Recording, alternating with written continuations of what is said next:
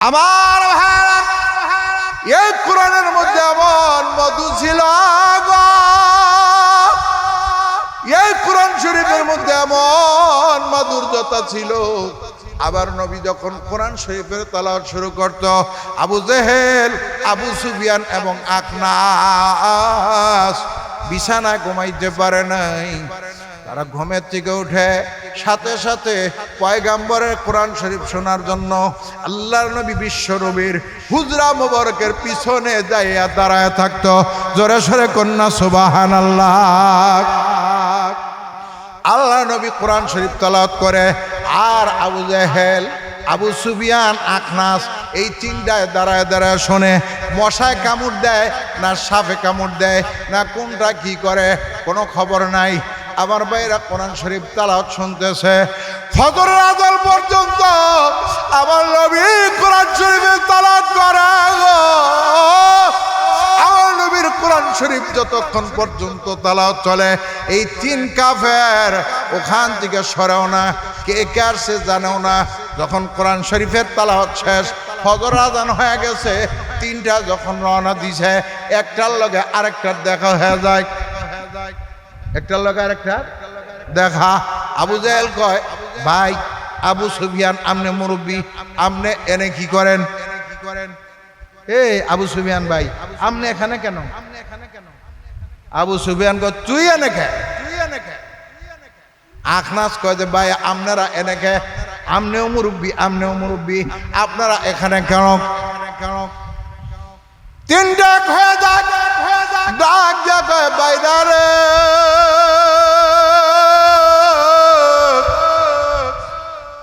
রাত্রিবেলায় ঘুমিয়ে যাই। মুহাম্মদ যখন কোরআন তেলাওয়াত শুরু করে, বিছানার মধ্যে টিকা থাকতে পারি না। মুহাম্মদের মুখে কালামুল্লাহ শোনার জন্য পাগল হয়ে চলে আসি।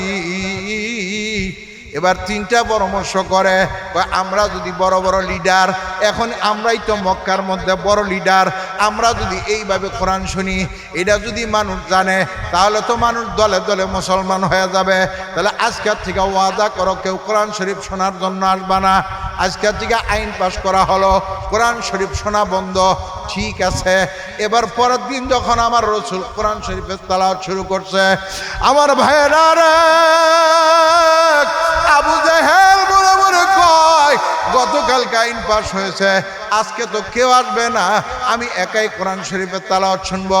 আবু জেহেল গেছে, আবু সুফিয়ান কয়, আজকে তো কেউ আসবে না, কালকে সংসদে আইন পাশ হয়েছে, সুতরাং আমি একাই শুনবো। আখনাস কয়, কেউ শুনবে না, আমি একাই শুনবো। তিনও সরাইয়া আবার কোরআন শরীফ শোনার জন্য আগের জায়গায় যাইয়া দাঁড়ায়া গেছে। সুবহানাল্লাহ, আরো জোরে বলেন। আবারও যখন কোরআন শরীফ পড়া বন্ধ, আবার তিনটা যখন রওনা দিছে বাড়ির দিকে, আবার একটার লোক আরেকটার দেখা। কিও ভাই, আজকে আবার কই? একটা আরেকটারে জিগায়, কেউ কারোটা কয় না। শেষে স্বীকার করে, কয় যে ভাই আমি তো মনে করছি যে আজকে কেউ আসবো না, আমি একাই, আজকেও তোমরাও আসছো দেখি। এইভাবে যদি আমরা কোরআন শরীফ শুনি, তা মানুষ দলে দলে মুসলমান হয়ে যাবে। আবারও ওই দিনও, দ্বিতীয় দিনও আবার আইন পাশ করছে, আর আসবে না। তৃতীয় দিন আবার যখন কোরআন শরীফ তেলাওয়াত শুরু হয়েছে, আবার একটা একটা করে তিনোটাই গেছে। সুবহানাল্লাহ বলে। সবচাইতে হিংস্র কাফের কিন্তু, আমি বলছি আগে। আবার তিনোটাই কোরআন শরীফের তেলাওয়াত শুনতেছে, থাকতে পারে না।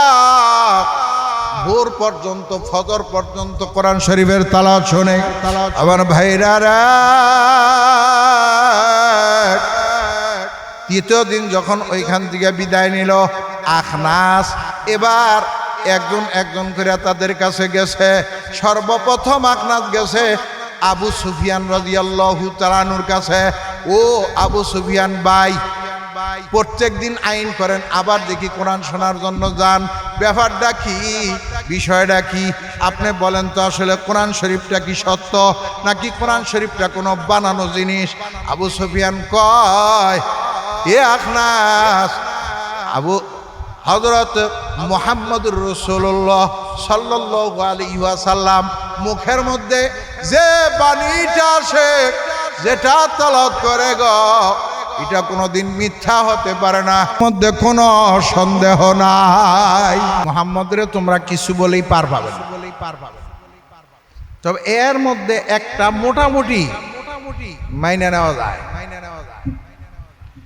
মোটামুটি মাইনে নেওয়া যায়। যুক্তি আছে, যুক্তি আছে।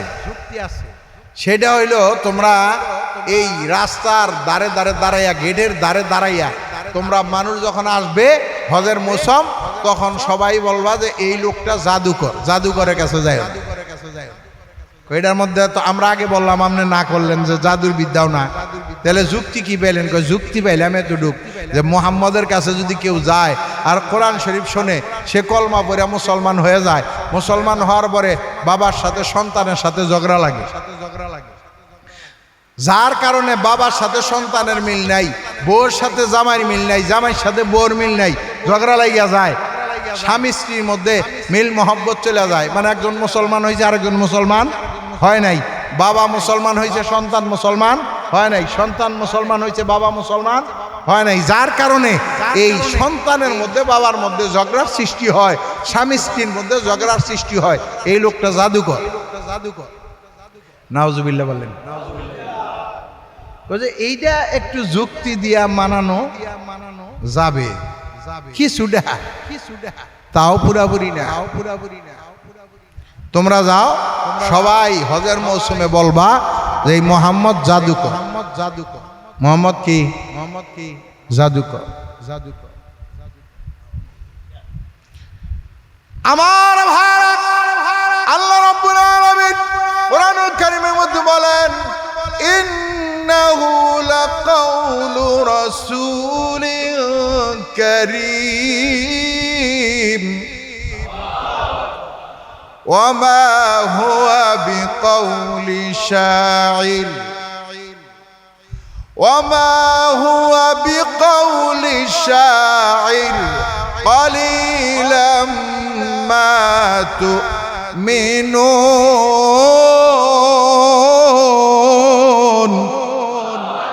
ওয়ালা বিকাউলি কাহিন ক্বালিলাম মা তাযাক্কারুন।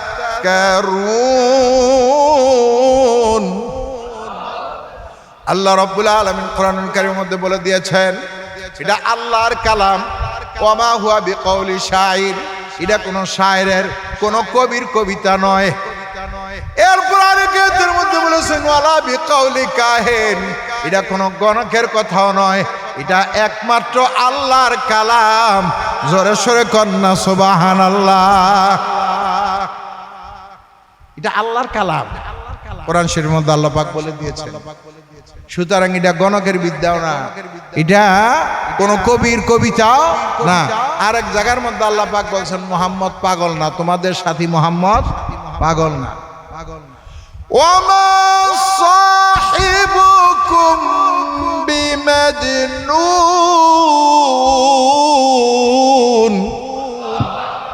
মুহাম্মদ পাগল নয়, মুহাম্মদকে তোমরা পাগল বলো না। আমার ভাইরা, ওয়ালিদ ইবনে মুগীরার কথায় এইবার কয় যে এটা যুক্তি দিয়া কিছুটা মানান যায়, মনে আছে না? বলে গেছেন এটা যুক্তি দিয়া কিছুটা মানান যায়, বলতে পারবা। এর সাথে যদি কেউ বসে তাহলে বাবার সঙ্গে সন্তানের সঙ্গে শত্রুতা হয়ে যায়, স্বামী স্ত্রীর সঙ্গে শত্রুতা হয়ে যায়, কিছুটা হইলেও মানাইতে পারবা। তোমরা বলো মুহাম্মদ জাদুকর, জোরে জোরে কর নাউজুবিল্লাহ। এখন হজের মৌসুম, যখন মানুষ আসতেছে, মানুষ ওরা মরে মরে দাঁড়াইয়া বলে, ওই যে লোকটা দেখা যায় না, এই লোকটা জাদুকর, এই লোকটার কাছে যাইও না। আবার কিছু কয় ওই যে লোকটা দেখা যায় না, নাউজুবিল্লাহ, ওইটা পাগল, পাগলের কাছে যাইও না। যে যেভাবে পারতেছে বুঝাইতেছে, মসজিদে ঢোকার আগেই ওই গেটে বুঝাই দেয়, এই ভিতরে যাইও না, ভিতরে গেলেই গোলমাল। এর কাছে গেলেই কিন্তু তুমি বেজালে পড়বা, কাজে যাইও না, এর কাছে জানার থেকে দূরে থাকবা। কারণ এদের মাকসাদ হইল মুহাম্মদ সাল্লাল্লাহু আলাইহি ওয়াসাল্লাম থেকে দূরে রাখা, মানে কোরআন শরীফ থেকে দূরে রাখা। কোরআন শরীফের মধ্যে আল্লাহ পাক এমন মাধুর্যতা দিয়ে দিছে, এটা শুনলেই মানুষ পাগল হয়ে যায়। কোরআনের মধ্যে এত মজা আল্লাহ দিয়া রাখছে, এক একজন এক এক ভাবে বুঝাইতেছে। মানুষকে যেটা থেকে না করবেন, মানুষকে যেটা থেকে না করবেন, বাধা দিবেন, মানুষ এটার মধ্যে আগ্রহী হবে বেশি। আমরা কিতাবের মধ্যে বলছি আল ইনসানু হারিসুন ফিমা মুনিয়া, মানুষ যেটা থেকে বাধা দিবা মানুষ এর মধ্যে বেশি আগ্রহী হয়। দেখেন বলে এমনি এমনি বলেন নাই বাদ, কিন্তু একটা জিনিস বলছেন, বলার পরে না করলেন কে, এই জন্য দেহি ওর মধ্যে কি আছে, আগ্রহ আর বাড়ে না, আগ্রহ বেড়ে যায়। আল্লাহর নবী বিশ্ব নবী মুহাম্মদ সাল্লাল্লাহু আলাইহি ওয়াসাল্লামের কাছে যাইতে না করছে, কিছু মানুষকে যাইয়া দেখি যায়, আল্লাহর নবী কয়েকটা আয়াত শোনায় দেয়, সাথে সাথে কলমা পড়ে মুসলমান হয়ে যায়। সর্বশেষ একজন বড় পাগলের চিকিৎসক, কিসের চিকিৎসক? পাগলের চিকিৎসক। পাগলের চিকিৎসক কয় আমি বড় পাগলের চিকিৎসক, আমি পিএইচডি করা। পাগলের চিকিৎসার মধ্যে কি করা? পিএইচডি করা, মানসিক রোগীর চিকিৎসা করে, পাগল ভালো করে। এবার যাইয়া হে কয় যে আমি দেখি লোকটারে যদি বালা করবার পারি, লোকটা কি সুন্দর চেহারা, এত সুন্দর চেহারার মানুষ পৃথিবীতে আর দ্বিতীয়টা নাই। আপনাদেরকে আরেকদিন বলছিলাম যে এই পৃথিবীতে আল্লাহ পাক যত পয়গাম্বর পাঠাইছেন, সমস্ত পয়গাম্বরের মধ্যে ওই জমানায় আর এত সুন্দর কেউ ছিল না। পৃথিবীর মধ্যে যে যুগে যে পয়গাম্বর আসছে আল্লাহ পাক পাঠাইছে, ওই পয়গাম্বরের পৃথিবীর মধ্যে ওই সময় সবচাইতে সুন্দর করে আল্লাহ বানাইছে। আবার আমাদের নবীর সাথে তো কোনো তুলনাই নেই, আমাদের নবীর সৌন্দর্য পৃথিবীর মধ্যে সবচাইতে বেশি। ইউসুফ আলাইহিস সালাতু ওয়াস সালামের সৌন্দর্য ছিল এমন, তার দিকে তাকানো যাইতো না, সূর্যের মতো। আমাদের নবীর সৌন্দর্য ছিল চন্দ্রের মতো, চন্দ্রের দিকে পূর্ণিমার চন্দ্র যে উঠে, যখন তাকাবেন, যত তাকায় থাকবেন ততই ভালো লাগে। ভালো লাগে না? ভালো লাগে, মজা লাগে। আল্লাহর নবীর চেহারা ছিল এত সুন্দর, তাকাইলেই ভালো লাগতো। আমাদের নবীর চেহারা এত সুন্দর। আম্মা জান আয়েশা সিদ্দিকা রাদিয়াল্লাহু তাআলা আনহা বলছেন যে আমাদের নবীর চেহারা যদি দেখতো, ইউসুফ আলাইহিস সালাতু ওয়াস সালামের চেহারা যারা দেখে হাত কাইটা ফেলাইছে, লেবুর জায়গায় কি করছে? হাত কাইটা ফেলাইছে। জামালে হোসেন ইউসুফ পর ফকদ আশিক জুলেখা থি, জামালে হোসেন ইউসুফ পর ফকদ আশিক জুলেখা থি, मोहम्मद के रूए रोशन पर जहां सारे फदा थी। আল্লাহর পয়গম্বরের চেহারা যদি দেখতো আমার ভাইরা, আল্লাহর পয়গম্বর বিশ্ব নবীর চেহারা ওই মহিলা যদি দেখতো যারা নাকি ইউসুফ আলাইহিস সালাতু ওয়াস সালামের চেহারা দেখে নিজের হাত কেটে ফেলাইছে লেবু কাটার জায়গায়, আমার নবীর সুন্দর চেহারা দেখলে আম্মা জান আয়েশা বলেন তারা হাতের জায়গায় নিজের কলিজা গুলি কেটে ফেলতো। ইউসুফ আলাইহিস সালাতু ওয়াস সালামের চেহারার উপরে জুলেখা পাগল ছিল, আর আমাদের নবীর চেহারার উপরে তামাম বিশ্ব পাগল। আর জোরে বলেন সুবহান। তামাম পৃথিবী পাগল ছিল, শুধু মানুষ না, অন্য অন্য যারা আছে তারাও আমাদের নবীর চেহারার উপরে কি ছিল? পাগল ছিল। পাগল হুজুরকে দেখার জন্য পাগল, এক নজর দেখার জন্য আল্লাহর কাছে দোয়া করছে হাজার হাজার বছর বাঁচায় রাখার জন্য। একটু মুহাম্মদ সাল্লাল্লাহু আলাইহি ওয়াসাল্লাম রে দেখবে, জীব জানোয়ার। আমার ভাইরা, আল্লাহর হাবিব বিশ্ব নবীর চেহারা বড় সুন্দর, এখন এই পাগলের চিকিৎসক মনে হচ্ছে না, ভুলে গেছেন? পাগলের চিকিৎসক কয় যে মোহাম্মদ এই লোকটা এত সুন্দর চেহারা, এই লোকটা যদি পাগল হয়েই থাকে আমি এর চিকিৎসা দিলে ভালো হয়ে যাবে। লোকটা ভালো হইলে ভালো, কি সুন্দর চেহারা, এমন সুন্দর চেহারালা মানুষ নাই আরবে, এত সুন্দর একটা মানুষ, আমি তার কাছে যাব। পাগলের চিকিৎসক ডাক্তার গেছে, যাইয়া আল্লাহর নবীরে কয় যে আমনের বলে সমস্যা, মানসিক সমস্যা, আমনে বলে পাগল। পাগলের চিকিৎসক জিজ্ঞাসা করছে, কয় আমি একজন বড় পিএইচডি করা ডাক্তার, আমনের চিকিৎসা করতে চাই, আপনি ভালো হয়ে যাবেন। আল্লাহ নবীরে কয়, আল্লাহ নবীর বিশ্ব নবীর সাথে সাথে আমরা যে খুতবাটা পড়ি, খুতবাটা পড়লেন নাহমাদুহু ওয়া নাস্তাঈনুহু ওয়া নাস্তাগফিরুহু ওয়া নু'মিনু বিহি ওয়া নাতাওয়াক্কালু আলাইহি ওয়া নাউযু বিল্লাহি মিন শুরুরি আনফুসিনা ওয়া মিন সাইয়্যাতি আ'মালিনা মান ইয়াহদিল্লাহু ফালা মুদিল্লা লাহু ওয়া মান ইউদ্লিলহু ফালা হাদিয়া লাহু ওয়া নাশহাদু আল্লা ইলাহা ইল্লাল্লাহু ওয়াহদাহু লা শারীকা লাহু ওয়া নাশহাদু আন্না সাইয়্যিদানা ওয়া মাওলানা মুহাম্মাদান আবদুহু ওয়া রাসূলুহু। এই খুতবা যখন তেলাওয়াত করছে এই পাগলের চিকিৎসক, পিএইচডি করা ডাক্তার, কি করা, বড় পিএইচডি করা ডাক্তার, এই খুতবা শোনার পরে ভাই মুহাম্মদ এটা আবার পড়েন, সুবহানাল্লাহ বলবেন, এটা আবার পড়েন, আল্লাহ নবী বিশ্ব নবী আবার তেলাওয়াত করেছে, আবার ডাক্তার কয় মুহাম্মদ আবার তেলাওয়াত করেন। আল্লাহর নবী বিশ্ব নবী আবার তেলাওয়াত করেছে। আল্লাহর নবীর তেলাওয়াতের পরে তিনবার শোনার পরে আবার ডাক দেয়া ডাক্তার, পিএইচডি করা ডাক্তার ডাক দিয়া চোখের পানিগুলো ছেড়ে দেয়, কাঁদে আর বলে আপনাকে কে পাগল বলে? এরাই পাগল, আপনি পাগল নয়। যারা আপনার পাগল বলে তারা পাগল, আপনি পাগল নয়, আপনি পাগল হতে পারেন না। পাগলের মুখ দিয়ে এমন কথা বের হয় না। আপনি পাগল নয়, বরং সবাই পাগল। আমি কলমা পড়ে মুসলমান হইয়া গেলাম, কলমা পড়ে ডাক্তার মুসলমান হয়ে গেল।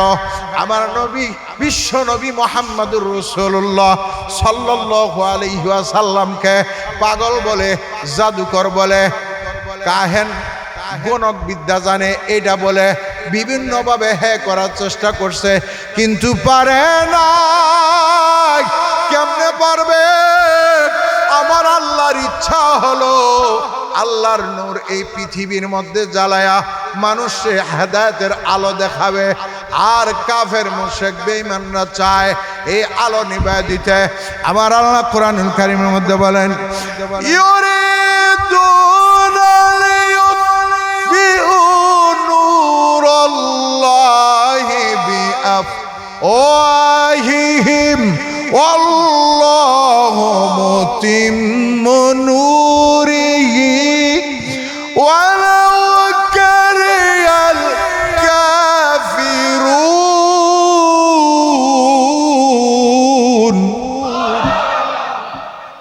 কাফের মুশরিক বেঈমানরা চায় আল্লাহর নূরকে ফু দিয়ে নিভায় দিতে। কি করতে? আল্লাহর নূরকে, হেদায়েতের নূরকে ফু দিয়ে নিভায় দিতে চায়। কিন্তু তারা চাইলে কি হবে? তারা হাজারো চেষ্টা করলে কোনোভাবে এইটা ফু দিয়া নিভাইতে পারবে না। আল্লাহ কয় তোরা ফু যতই বারস, আল্লাহু মুতিম্মু নূরিহি, আমি আল্লাহ আমার নূরকে পরিপূর্ণভাবে জ্বালায় দিব। যদিও কাফের মুশরিক বেঈমানদের ভালো লাগে না, তারপরেও আমার হেদায়েতের নূরকে আমি তামাম পৃথিবীতে জ্বালাইয়া দিব। চেষ্টা করলেই তো কাজ হবে না। এই যে কারেন্টের বাতি, এই বাতির মধ্যে আমরা সবাই এখানে যারা আছি মসজিদে সবাই মিলা যদি ফু দেই নিবে, সারা রাত্রি ফুয়াইতে ফুয়াইতে ভিতর শুকায় যাবে, বাতি নিবে না। কাফের মুশরিক বেঈমানরা যত চেষ্টাই করুক আল্লাহর নূর তারা নিবাইতে পারবে না। আল্লাহ কয় তোরা চেষ্টা করবি, এটা ব্যর্থ চেষ্টা। তোরা চেষ্টা করবি নিবাবার, আমি আরো জ্বালাইয়া দিব, বালা করে জ্বালাইয়া দিব। পারে না আমার ভাড়া আল্লাহর পয়গম্বর বিশ্ব নবী মুহাম্মদুর রাসূলুল্লাহ সাল্লাল্লাহু আলাইহি ওয়াসাল্লামকে কোনোভাবেই তারা ফিরাইতে পারে না। আল্লাহর নবী বিশ্ব নবী সর্বশেষ চ্যালেঞ্জ করেছেন আল্লাহর কালাম থেকে। আল্লাহ রাব্বুল আলামিন কোরআনুল কারীমের মধ্যে বলেন, ওয়া ইন কুনতুম ফি রাইবিম মিম্মা নাযালনা আলা আবদিনা ফাতু বিসূরাতিন মিন মিসলিহি وادعوا شهداءكم من دون الله إن كنتم صادقين।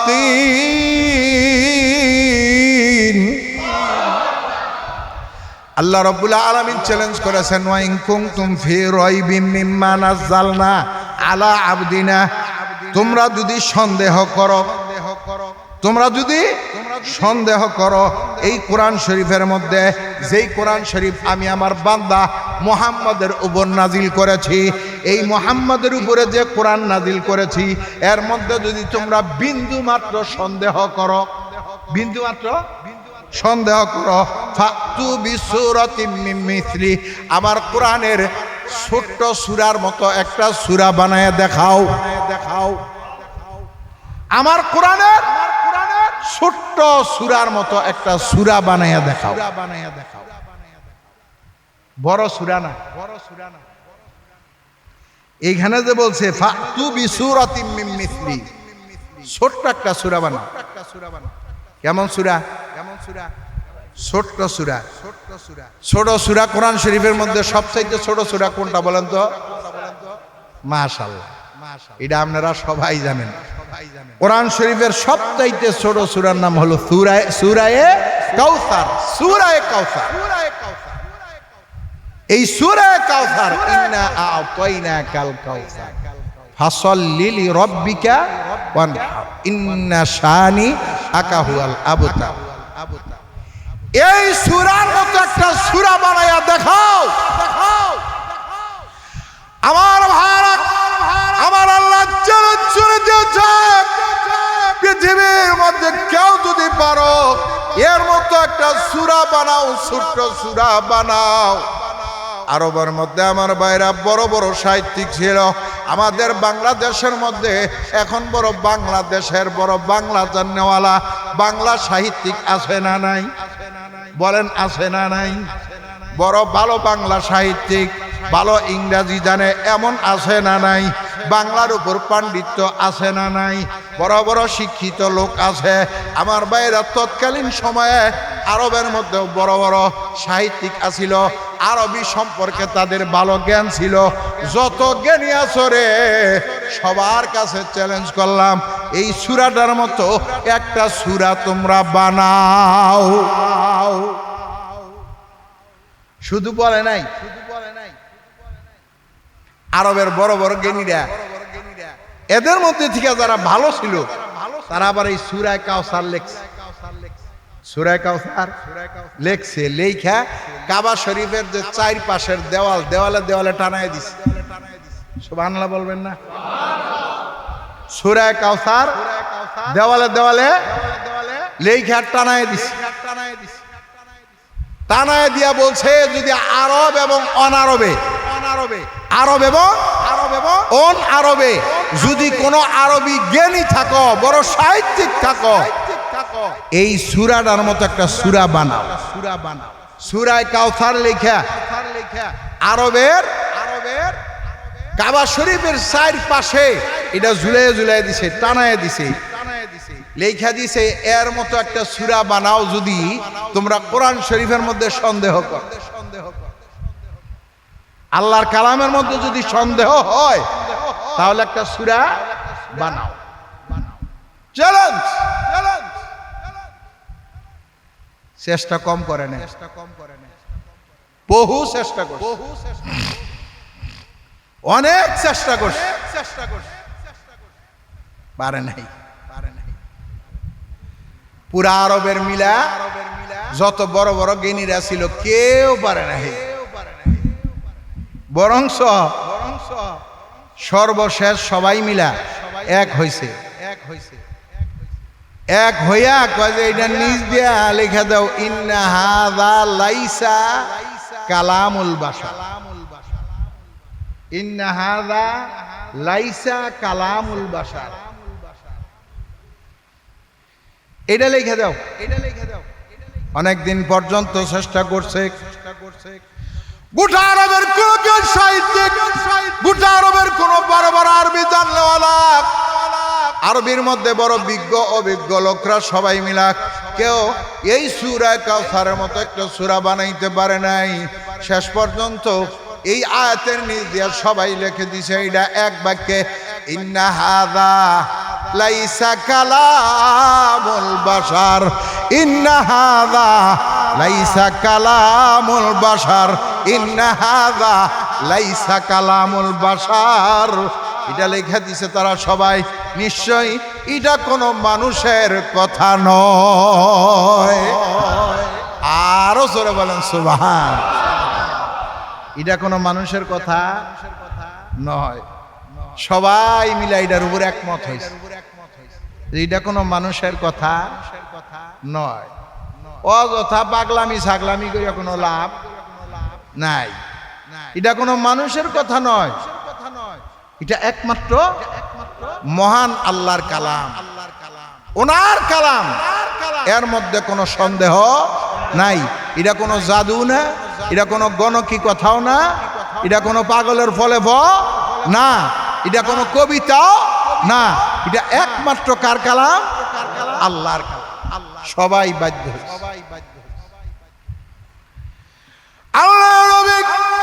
বিশ্ব নবী শেষ রাত্রিতে যখন কোরআন তেলাওয়াত শুরু করে গো, কাফের মুশরিক বেঈমানদের বড় বড় লিডার, এর মধ্যে তো মারাত্মক একটা লিডার ছিল, আপনারা নাম জানেন, তার নাম হলো আবু জেহেল।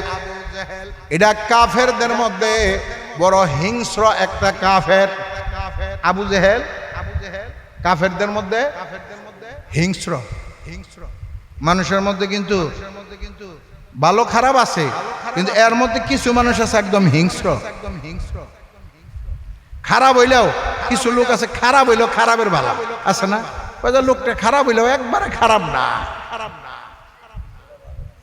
কিন্তু আবার আরেকজন সম্পর্কে কয় যে লোকটা একবারে জঘন্য, এটা যে খারাপ, শেষ দরজার খারাপ, জঘন্য একটা লোক, ভালার কোনো আশা এর থেকে করা যায় না। তো কাফেরদের মধ্যে হয় এমন ছিল যে কাফের হইলেও তারপরেও কিছু বালা আসিল না। কিন্তু এই যে আবু জেহেল, এটা একটা হিংস্র ছিল, পশু স্বভাবের লোক ছিল, জঘন্য। এই আবু জেহেল নিকৃষ্ট একটা লোক। এই যে বাবা, এই যে কথা বলো না, একবার একটু থামান, একটু সুন্দর করিয়া একটু পিঠের মধ্যে হাত দেন, আদর করেন, ডিস্টার্ব হইতেছে আমার। এই আবু জেহেল হিংস্র। এরপরে আরেকটা হইল আপনার আবু সুফিয়ান রাদিয়াল্লাহু তাআলা আনহু। সে কিন্তু পরে কলমা পড়িয়া মুসলমান হয়ে গেছে। ফতে মক্কার সময় কলমা পড়িয়া মুসলমান হয়ে গেছে হযরত আবু সুফিয়ান রাদিয়াল্লাহু তাআলা আনহু। আমাদের নবীর শ্বশুর আব্বা ছিলেন। আমাদের নবীর কি ছিল? শ্বশুর আব্বা ছিল এই আবু সুফিয়ান। পরে উনি মুসলমান হয়েছে, উনি সাহাবী। এখন আর ওনার নামটা খারাপ করে নেওয়া যাবে না, কিন্তু ওই সময় উনিও বড় হিংস্র ছিল আবু সুফিয়ান। কাফেরদের লিডারেরা, বড় বড় লিডার, শীর্ষস্থানীয় নেতা কয় না, শীর্ষস্থানীয় নেতা আবু সুফিয়ান মুরব্বী, আবার বয়সেও বড়, চালাকিও বড়, জ্ঞানের দিক দিয়ে অনেক বড়। আবু সুফিয়ান, আবু জেহেল, আরেকজনের নাম ছিল আখনাস। আরেকজনের নাম কি ছিল? আখনাস। এই তিনটায় আল্লাহর নবী যখন কোরআন তেলাওয়াত করা শুরু করত, আমার ভাইরা, এই কোরআনের মধ্যে এমন মধু ছিল গো, এই কোরআন শরীফের মধ্যে এমন মাধুর্যতা ছিল। আবার নবী যখন কোরআন শরীফের তেলাওয়াত শুরু করত, আবু জেহেল, আবু সুফিয়ান এবং আখনাস বিছানায় ঘুমাইতে পারে নাই। তারা ঘুমের থেকে উঠে সাথে সাথে পয়গাম্বরের কোরআন শরীফ শোনার জন্য আল্লাহর নবী বিশ্ব নবীর হুজরা মোবারকের পিছনে যাইয়া দাঁড়ায় থাকতো। জোরে সরে কন্যা সুবহানাল্লাহ। আল্লাহ নবী কোরআন শরীফ তেলাওয়াত করে, আর আবু জেহেল, আবু সুফিয়ান, আখনাস এই তিনটায় দাঁড়ায় দাঁড়ায় শোনে। মশায় কামড় দেয় না সাপে কামড় দেয় না কোনটা কি করে কোনো খবর নাই। আমার ভাইরা কোরআন শরীফ তেলাওয়াত শুনতেছে ফজরের আযান পর্যন্ত। আমার নবী কোরআন শরীফের তেলাওয়াত করে গো। আমার নবীর কোরআন শরীফ যতক্ষণ পর্যন্ত তেলাওয়াত চলে, এই তিন কাফের ওখান থেকে সরেও না, কে কে আসছে জানেও না।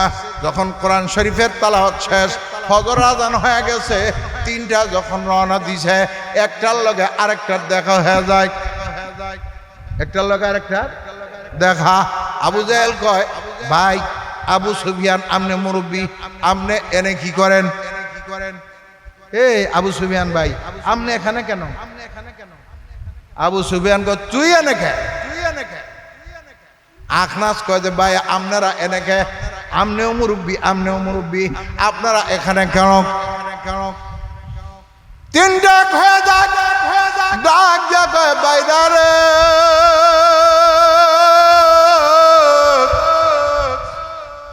রাত্রিবেলায় ঘুমিয়ে যাই। মুহাম্মদ যখন কোরআন তেলাওয়াত শুরু করে, বিছানার মধ্যে টিকা থাকতে পারি না। মুহাম্মদের মুখে কালামুল্লাহ শোনার জন্য পাগল হয়ে চলে আসি। এবার তিনটা পরামর্শ করে, আমরা যদি বড় বড় লিডার, এখন আমরাই তো মক্কার মধ্যে বড় লিডার, আমরা যদি এইভাবে কোরআন শুনি, এটা যদি মানুষ জানে, তাহলে তো মানুষ দলে দলে মুসলমান হয়ে যাবে। তাহলে আজকের থেকে ওয়াদা করো, কেউ কোরআন শরীফ শোনার জন্য আসবে না। আজকের থেকে আইন পাশ করা হলো, কোরআন শরীফ শোনা বন্ধ। ঠিক আছে। এবার পরের দিন যখন আমার রাসূল কোরআন শরীফের তেলাওয়াত শুরু করছে, আমার ভাইয়েরা রে, আবু জেহেল মনে মনে কয়, গতকাল আইন পাশ হয়েছে, আজকে তো কেউ আসবে না, আমি একাই কোরআন শরীফের তেলাওয়াত শুনবো। আবু জেহেল গেছে, আবু সুফিয়ান কয়, আজকে তো কেউ আসবে না, কালকে সংসদে আইন পাশ হয়েছে, সুতরাং আমি একাই শুনবো। আখনাস কয়, কেউ শুনবে না, আমি একাই শুনবো। তিনও সরাইয়া আবার কোরআন শরীফ শোনার জন্য আগের জায়গায় যাইয়া দাঁড়াইয়া গেছে। সুবহানাল্লাহ, আরো জোরে বলেন। আবারও যখন কোরআন শরীফ পড়া বন্ধ, আবার তিনটা যখন রওনা দিছে বাড়ির দিকে, আবার একটার লোক আরেকটার দেখা। কিও ভাই, আজকে আবার কই? একটা আরেকটারে জিগায়, কেউ কারোটা কয় না। শেষে স্বীকার করে, কয় যে ভাই আমি তো মনে করছি যে আজকে কেউ আসবো না, আমি একাই, আজকেও তোমরাও আসছো দেখি। এইভাবে যদি আমরা কোরআন শরীফ শুনি, তা মানুষ দলে দলে মুসলমান হয়ে যাবে। আবারও ওই দিনও, দ্বিতীয় দিনও আবার আইন পাশ করছে, আর আসবে না। তৃতীয় দিন আবার যখন কোরআন শরীফ তেলাওয়াত শুরু হয়েছে, আবার একটা একটা করে তিনোটাই গেছে। সুবহানাল্লাহ বলেন। সবচাইতে হিংস্র কাফের কিন্তু আমি বলছি আগেই। আবার তিনোটাই কোরআন শরীফের তেলাওয়াত শুনতেছে, থাকতে পারে না। ভোর পর্যন্ত, ফজর পর্যন্ত কোরআন শরীফের তেলাওয়াত শুনে। আমার ভাইরা, তৃতীয় দিন যখন ওইখান থেকে বিদায় নিল, আখনাস এবার একজন একজন করে তাদের কাছে গেছে। সর্বপ্রথম আখনাস গেছে আবু সুফিয়ান রাদিয়াল্লাহু তাআলা আনহুর কাছে। ও আবু সুফিয়ান ভাই, প্রত্যেক দিন আইন করেন, আবার দেখি কোরআন শোনার জন্য যান, ব্যাপারটা কি, বিষয়টা কি আপনি বলেন তো, আসলে কোরআন শরীফটা কি সত্য নাকি কোরআন শরীফটা কোনো বানানো জিনিস? আবু সুফিয়ান কয়, এ আখনাস, আবু হযরত মুহাম্মদুর রাসূলুল্লাহ সাল্লাল্লাহু আলাইহি ওয়াসাল্লাম মুখের মধ্যে যে বাণীটা আসে, যেটা তেলাওয়াত করে গো, এটা কোনোদিন মিথ্যা হতে পারে না, মধ্যে কোনো সন্দেহ নাই। আবু সুফিয়ানের মন্তব্য, মুহাম্মদের মুখের থেকে যেটা বের হয় এটা কখনো মিথ্যা নয়, মহা সত্য, মহা গ্রন্থ কোরআন। গেছে আবু জাহেলের কাছে। আবু সুফিয়ান তো স্বীকারই করলো, আবু জাহেলের কাছে গেছে। বড় ভাই, এই প্রত্যেক দিন ওয়াদা করেন কোরআন শরীফ শোনার জন্য যাবেন না, আবার যান। কি ব্যাপার বলেন তো, এই কোরআন শরীফের মধ্যে কি কি আছে একটু বলেন। আখনাত যায় তিনটার একটা। আবু সুফিয়ানের কাছে আবু সুফিয়ান স্বীকৃতি দিছে, আবু জেহেল কি করে দেখেন, এগুলো আমি আজকে মোতালা করছি। এই যে কথাটি বললাম এগুলো আজকে নতুন মোতালা করছে আজকে। আবু জাহেল ডাকতে বলে, আখনাস রে, সত্যি করে যদি বলতে হয় মুহাম্মদের মুখে যেই কালাম, মুহাম্মদ যা তেলাওয়াত করে, মুহাম্মদের কথার মধ্যে কোনো ভুল নাই, মুহাম্মদের কথা সত্য, মুহাম্মদের মুখের কথা মহাসত্য কোরআন, এর মধ্যে কোনো সন্দেহ নাই। এবার আখনাস ডাক দিয়া কয়, বস তাহলে মানেন না কে, তাহলে মানেন না কে? আবু সুফিয়ানের কাছে গেছিলাম, হ্যাঁ কয় যে সত্য, আমনেও কোন যে সত্য, তাহলে মানেন না কে? মানে না কে যুক্তি আছে? আবু জাহেল কয়, মানি না কে জানোস নি কেন?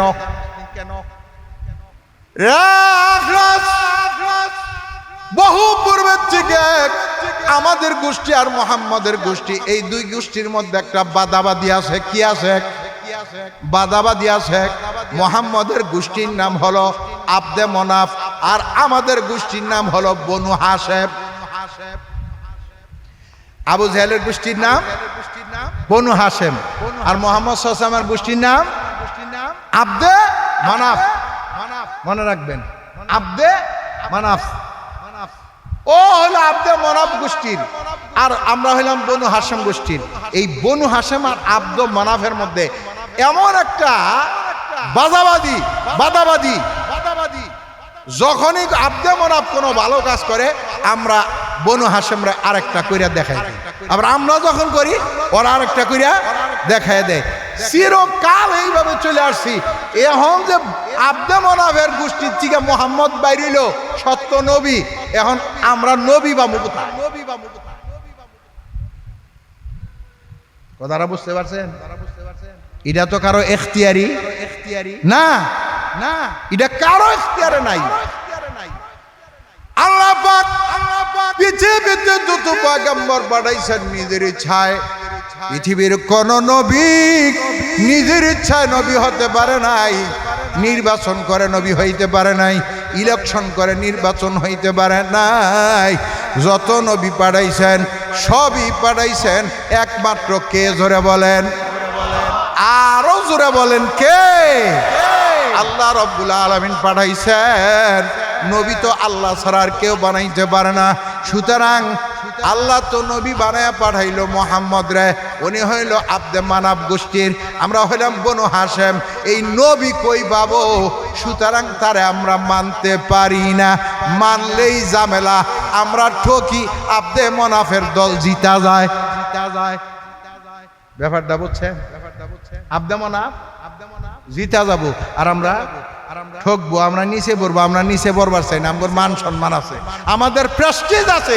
সুতরাং আমাদের প্রেস্টিজ অনেক বড়, যদিও মোহাম্মদ সত্য, তার বড় মাইনা নিতে পারতেছি না এই ঝামেলার কারণে। কথাটা বুঝছেন? আল্লাহ পরিচালন করেছেন যালিকাল কিতাবু লা রাইবা ফীহি হুদাল লিল মুত্তাকিন।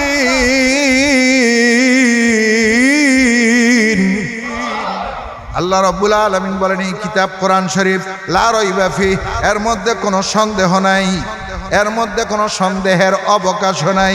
এটা পথপ্রদর্শক মুত্তাকিনদের জন্য, পরহেজগারদের জন্য, খোদা বিরোধীদের জন্য। জোরে সরে কন্যা সুবহানাল্লাহ। যারা খোদা বিরোধী তাদের জন্য এটা কি? পথপ্রদর্শক, রাহবর, রাস্তা দেখাই না। পথপ্রদর্শক মানে যে রাস্তা দেখাই দেয় তারে পথপ্রদর্শক কয়, রাহবর কয়। কথা বুঝতে পারছেন? এই কোরআন শরীফ রাস্তা দেখাবো মুত্তাকিদেরকে। কাদেরকে? মুত্তাকি কাদেরকে বলে? যারা আল্লাহকে ভয় করে। যারা আল্লাহকে ভয় করে, আল্লাহকে যারা ভয় করে তাদের জন্য পথপ্রদর্শক। আল্লাহর ভয় যাদের মধ্যে নাই ওদের জন্য কোনো কিছুই নাই। কোরআন শরীফ বলেন, হাদিস বলেন, কোনো কিছুই নাই, কারণ ওর মধ্যে খোদার ভয় নাই। আল্লাহর যে ডরায় না, ওরে কোরআন শরীফের কথা বলা, ওরে হাদিস শরীফের কথা বলা, এটা বরাবর। বলা কি? বরাবর। ওরে বলা না বলা বরাবর। এই ছাগলের হাজার বার বুঝানোর মতো। কারে? ছাগল রে হাজার বার বুঝানোর মতো। আপনি কানের মধ্যে ধরবেন, ছাগল যদি কারো বাসায় থাকে কানের মধ্যে ধরিয়া সারাদিন বুঝাবেন। কারো ক্ষেত খাওয়া যাবে না, মানুষের ক্ষেত খাওয়া নাজায়েজ, হারাম। সুন্দর করে বুঝাবেন, সারাদিন একটা কথা বুঝাইছেন।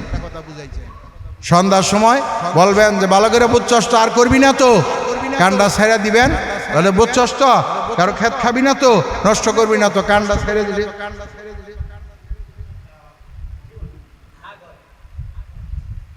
ছাগল দেখেন বলে এরকম করে। কালকে যা দেখবেন কারো বাড়িতে যদি থাকে ছাগল, কান ধরে বুঝাবেন, কান ছেড়ে দিয়ে বলেন বুঝছস। বিশ্বাস করেন না? কালকে আপনি টেস্ট করে দেখেন যে হুজুর কইছে, দেখি তো এটা হাসা কিনা। ছাগলের কানে ধরে বুঝাবেন, কান ছেড়ে দিয়ে বলবেন বুঝছস। ছাগল বলবে যে না বুঝি না। যতই বুঝানো এরে বুঝানো আর না বুঝানো বরাবর। কেলাহুমা সাওয়ান, এরে বুঝানো যা না বুঝানো তাই। এক বেটার মধ্যে আল্লাহর ভয় আছে, সংক্ষেপে বুঝাই দেই, এখন দোয়া করে দিব। এক বেটার মধ্যে আল্লাহর ভয় আছে, তারা যদি আপনি এখন যায় মসজিদে যা, এই বেটা কব যে আমার অজু আছে কিনা আগে দেখি, যদি অজু থাকে তাহলে ঢুকবো, নয় ঢুকবো না। কারণ এই ঘর টাকার, আল্লাহর ঘর। আল্লাহর ঘরে আমি অজু ছাড়া ঢুকবো না। এই বেটা ওইখান থেকে ঢোকে না কেন? তার কি নাই? অজু নাই, এই জন্য মসজিদে ঢোকে না। অজু নাই দিকে ঢোকে না। আরেক বেটার মধ্যে আল্লাহর ভয় নাই, মসজিদে ঢুকছে, মসজিদে ঢুইকা এরপরে ওই যে দেখেন তাকের উপরে কোরআন শরীফ আছে না? কথা বলেন না কে? তাকের উপরে কোরআন শরীফ আছে, এগুলা নামাইছে, নামাইয়ে ফ্যান তো এটা উষা। এই জন্য কোরআন শরীফের উপর কোরআন শরীফ, কোরআন শরীফের উপর কোরআন শরীফ দিয়া কোরআন শরীফ দিয়ে উষা করছে। উষা করিয়া কোরআন শরীফের উপর হে পা দিয়ে উঠছে, ওইটা পরে মসজিদের ফ্যান চুরি করে নিয়ে গেছে। আছে না আমাদের বাংলাদেশে? মসজিদের ফ্যান চুরি করে নিছে, মসজিদের আইপিএস নিয়ে গেছে, মসজিদের ব্যাটারি নিয়ে গেছে, মসজিদের সব খুলে নিয়ে গেছে। আছে না নাই? একজন অজু সারা ঢোকে না হেও মানুষ, আরেকজন সব চুরি করে নেয় হেও মানুষ। দুইজনের মধ্যে ব্যবধান কি? যে বেটা অজু সারা ঢোকে না ওর মধ্যে আল্লাহর ভয় আছে, আর যে গাদায় মসজিদের জিনিস চুরি করে ওর মধ্যে আল্লাহর ভয়। হুদাল্লিল মুত্তাকিন।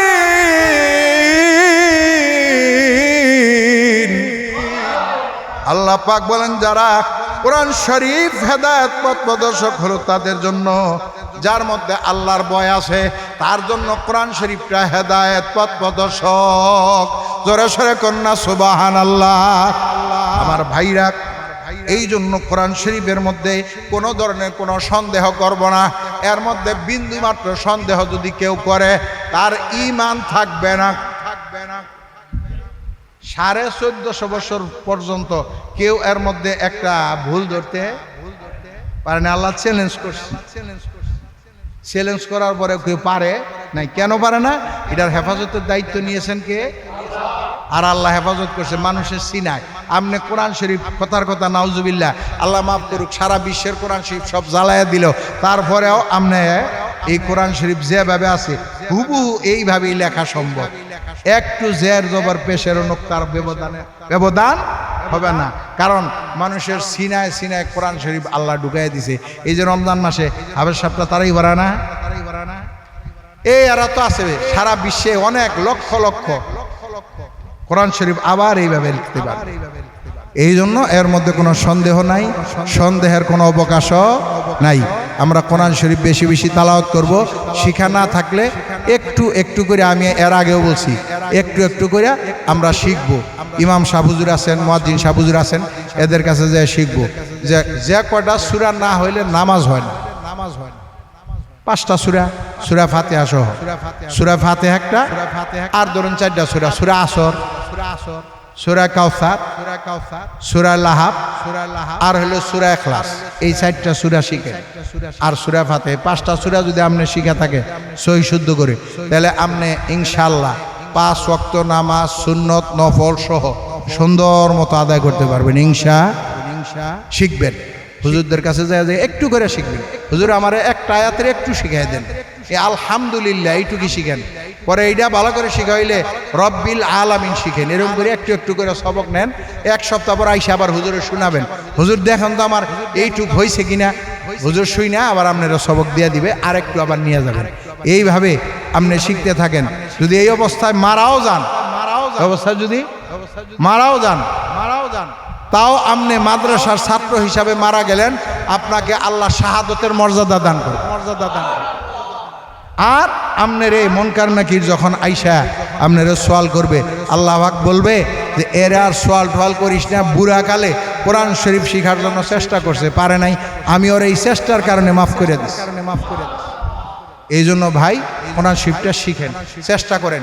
শিখা হইলে তো ভালো, না হইলে চেষ্টার মধ্যে থাইকাও যদি মারা যান, তাহলে জীবনের গুনাহ মাফ হইয়া জান্নাতি হইতে পারবেন। খালি হালাল হারামটা বাইচা চলবেন, 5 ওয়াক্ত নামাজ পড়বেন, গুনার কাজে লিপ্ত হবেন না।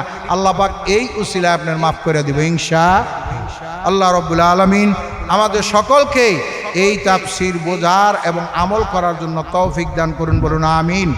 ওয়া আখিরু দাওয়ানা আনিল হামদুলিল্লাহি রাব্বিল আলামিন ওয়া সাল্লাল্লাহু তাআলা আলা খাইরি খালকিহি মুহাম্মাদিন ওয়া আলিহি ওয়া আসহাবিহি আজমাইন।